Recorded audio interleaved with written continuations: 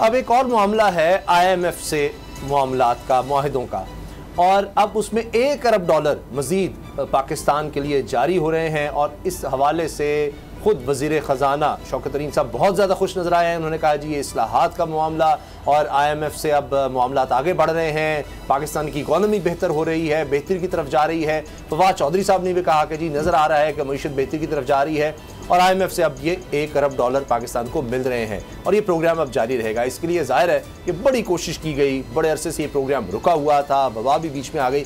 अब गुलाम मुर्तज़ा साहब, ये एक पॉजिटिव डेवलपमेंट तो है, मगर एक बहुत बड़ा सवाल ये है कि अभी हाल ही में जिस तरह बाबर साहब ने भी $3 अरब की बात की, चीन से उम्मीद की जा रही है बल्कि $3 अरब ही हमने सऊदी अरब से लिया अभी हाल ही में, और वो तकरीबन कोई 1.5 माह ही चल सके, 1.5-2 माह में वो वापस हमारा खजाना उधर ही आ गया। $15.9 अरब पर था स्टेट बैंक के पास, तो फिर दोबारा 1.5-2 माह में वो $16 अरब पर वापस चला गया। तो ये $1 अरब उस लिहाज से तो अहमियत नहीं रखता, लेकिन ये ज़रूर है कि इससे अब इंटरनेशनल मार्केट में पाकिस्तान की साख, पाकिस्तान का ट्रस्ट वो ज़रूर एक दफ़ा फिर कायम होगा। बिल्कुल, ये जो अलामती होती है फंडिंग IMF की, इससे वो तो हम नहीं कह सकते कि इससे जी ज़रूरियात पूरी हो जाएंगी मुल्क की और कौमी ख़जाना जो है वो फुल भर जाएगा। इससे ये होता है कि आपके जितने स्टेक होल्डर्स हैं जिनके पाकिस्तान के साथ इकनॉमिक कोऑपरेशंस के मुआहदे हैं, वो तमाम सुकून में आ जाते हैं, एतमाद के साथ आ जाते हैं कि मौजूदा जो भी उस वक्त की हुकूमत होती है उसके साथ, क्योंकि उनका ये मानना होता है कि IMF का प्रोग्राम तो वो चला सकते हैं जिनकी मईशत एटलीस्ट ऐसी हो कि वो उनके कर्ज़े वापस कर सकें।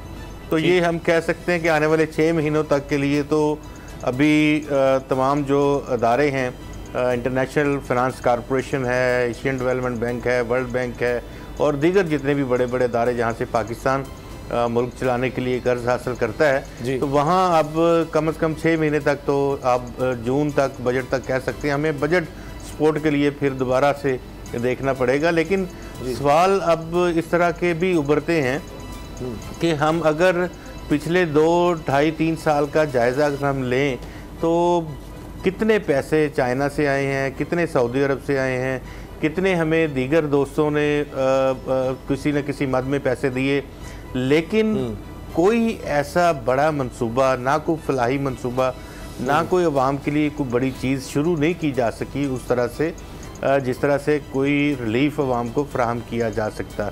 ज़्यादा से ज़्यादा बात करते हैं तो लंगर खानों की और मुख्तलिफ जो इस तरह के एहसास प्रोग्राम अच्छा, चलें बाबर साहब इसमें कुछ ऐड करना चाह रहे हैं। मैं एक चीज़ अर्ज कर दूं कि डॉलर भी नीचे आना शुरू हो गया है फिर से, अब तो फिर 175 के लगभग चला गया है, 180 को टच करके अब फिर नीचे आया। इस मुआहदे के बाद, इसके बढ़ने के बाद, $1 अरब की IMF से मंजूरी के बाद डॉलर मजीद मार खा रहा है कुछ ना कुछ। जी बाबर साहब। उसामा साहब, जो गुलाम मुर्तज़ा साहब बात कर रहे हैं कि अब फिर हम चाइना के पास गए हैं इस उम्मीद के साथ कि हमें कुछ कैश हमें इमदाद देगा। मेन ऑब्जेक्टिव जो इस विजिट का वो यही कि कैश इमदाद।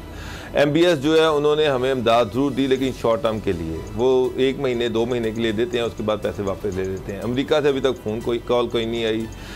इंडोनेशिया के से आपने सर वापस नहीं लिए, इस्तेमाल हो गए वैसे इंडोनेशिया के साथ आपने एग्रीमेंट्स किए और लेकिन वहाँ पे उसकी वहाँ से गाड़ियाँ आनी थी, बहुत सारे आपने ट्रेड एग्रीमेंट्स किए। अनफॉर्चुनेटली जो इस्लामाबाद में ब्यूरोक्रेसी बैठी हुई है, अनफॉर्चुनेटली जो सूबों में ब्यूरोक्रेसी बैठी हुई है, उसकी कैपेसिटी नहीं है, गवर्नमेंट की कैपेसिटी नहीं है कि जो भी मंसूबे होते हैं उनको आगे सस्टेन किया जा सके।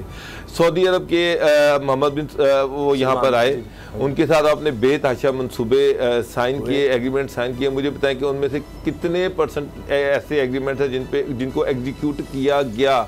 मेरी इत्तला के मुताबिक कोई भी नहीं है। वो आपने रिफाइनरी लगानी थी, आपने बहुत सारी इन्वेस्टमेंट, वहाँ पे बहुत सारे इन्वेस्टर यहाँ पर आए, वो इन्वेस्टर्स कहाँ पर गए, कहाँ पर वो इन्वेस्टमेंट गई? उसकी वजह ये है कि हमारी ब्यूरोक्रेसी, हमारा जो इंफ्रास्ट्रक्चर है वो कोऑपरेटिव नहीं है, फ्रेंडली नहीं है। अब आप चाइना के पास जा रहे हैं कि चाइना यहाँ पर इन्वेस्टमेंट करेगा। मैं यही कहता हूँ कि यही मैंने देखा, चाचा मैं खुद बड़ा इख्तलाफ करता हूँ शहबाज शरीफ के दौर में, वो यहाँ पर उस वक्त एक कोऑपरेटिव फ्रेंडली ब्यूरोक्रेसी बैठी हुई थी जो काम करती थी, जो भी मनसूबे साइन होते थे उसको एग्जीक्यूट फौरी तौर पर करवाया जाता था, डंडा दे के करवाया जाता था। मेरी इमरान खान साहब की जब से गवर्नमेंट आई है उस वक्त से मिनिस्टर्स की कोई फोकस नहीं है, ब्यूरोक्रेसी का कोई फोकस नहीं है। प्राइम मिनिस्टर का क्या रोल होता है? प्राइम मिनिस्टर का रोल ये होता है कि वो मुस्लिम ममालिक में विजिट करे, वहाँ के इन्वेस्टर्स को बुलाए, यहाँ बुलाकर उनको आमादा करे कि उन्होंने इन्वेस्टमेंट करनी है। उसके बाद जब वो यहाँ पर आ जाते हैं तो आगे रोल होता है ब्यूरोक्रेसी का और मिनिस्ट्रीज का। अगर वो फ्रेंडली नहीं है, कोऑपरेटिव नहीं है, तो वो जो लोग इन्वेस्टर है वो भाग जाएगा। मेरा मतलब है माजी की अभी तक जो मैं चीज़ें देख रहा हूँ, आप सारी दुनिया से कशकोल लेके भीख तो मांग रहे हैं, लेकिन जहां इन्वेस्टमेंट की बात आती है, इन्वेस्टमेंट फ्रेंडली इन्वायरमेंट नहीं बना सकी ये गवर्नमेंट। इस चीज को ये एक्सेप्ट कर ले, मान लें। बाहर से कोई इन्वेस्टमेंट अगर इन्वेस्टर आए उनको कैश नहीं करवा सके। अब चाइना में जा रहे हैं, मैं फिर मेरी यही रिजर्वेशन है कि वहाँ के भी जो इन्वेस्टर यहाँ पर करेंगे, रज़ाक दाऊद साहब जिस तरह के मिनिस्टर जो है वो इस तरह की स्टेटमेंट माजी में देते रहे कि चाइनीज़ कंपनियाँ यहाँ से दौड़ गई।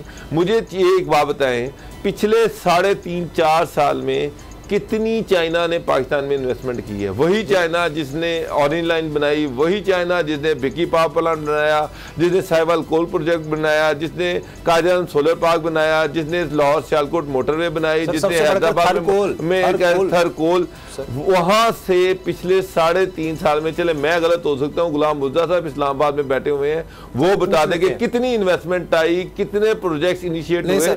कुछ भी नहीं। उसका मतलब ये है कि गवर्नमेंट का इंफ्रास्ट्रक्चर जो है वो इन्वेस्टर फ्रेंडली नहीं है इस वक्त।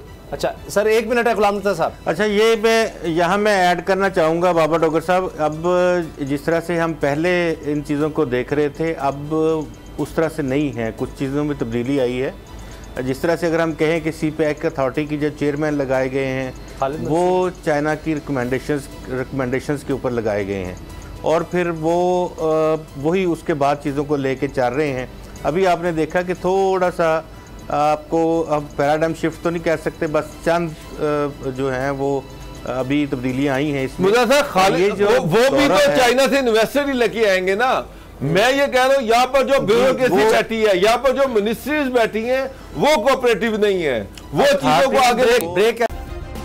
सब्सक्राइब करें और बेल दबाएं ताकि कोई खबर रह न जाए।